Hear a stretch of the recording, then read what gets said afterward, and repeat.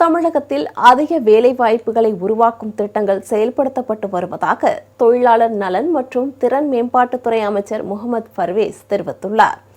India கூட்டணி சார்பில் தொகுதி மறுவரையறை மற்றும் வெளிநாட்டு நிதியுதவி ஒழுங்குமுறை சட்ட திருத்த மசோதாக்கள் குறித்த விழிப்புணர்வு கருத்தரங்கம் திருச்சியில் கல்லூரி ஒன்றில் நடைபெற்றது.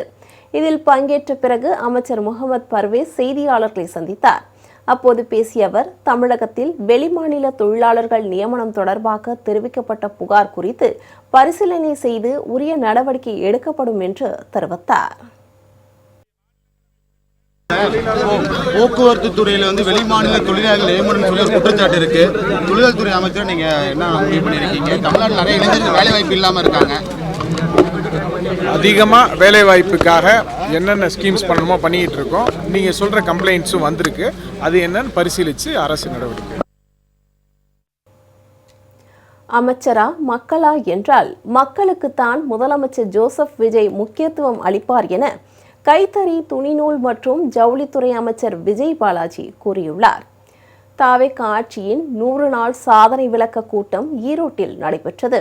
இதில் பங்கேற்று பேசிய அமைச்சர் விஜய் பாலாஜி, மக்களுக்கு பயனுள்ள திட்டம் என்றால் பயப்படாமல் நிறைவேற்ற வேண்டும் என்று முதலமைச்சர் வலியுறுத்தியிருப்பதாகவும் கூறினார். ஒவ்வொரு துறையிலையும் ஒவ்வொரு அமைச்சர்களை அவங்க அமைச்சர்களா சும்மா அதிகாரம் பண்றதுக்காக அமைச்சர்களா தேர்ந்தெடுக்கல. அவங்களும் ஒரு அதிகாரிகளா மக்களுக்கு செல்லக்கூடிய திட்டங்கள் சரியானதா செல்லுதா அப்படின்னு அவங்கள ஆய்வு செய்யறதுக்காக தான் எங்களை வச்சிருக்கிறாரு. நிச்சயம் நடக்கின்ற அத்தனை விஷயங்களும் முதல்வர் கவனத்துக்கு ஒவ்வொன்றா போயிட்டு தான் இருக்குது. மக்களுடைய பிரச்சனைகள் என்னென்னு அவர் ஒவ்வொன்றா தெரிஞ்சுக்கிட்டு தான் இருக்கிறாரு.